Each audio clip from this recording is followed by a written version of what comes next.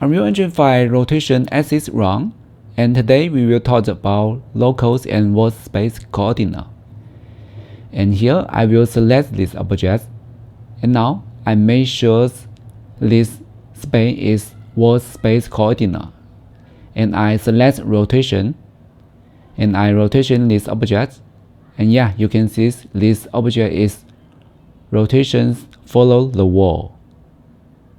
And yeah, if I change to local, and yeah, you can see its rotations follows the objects.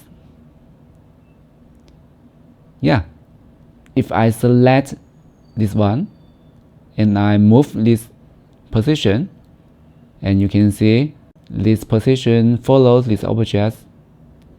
And here I change to world, and you can see is follow the world's position. Yeah, that's it. I hope this video is useful to you. If you like my content, please subscribe and hit the like button. Thank you. See you next time.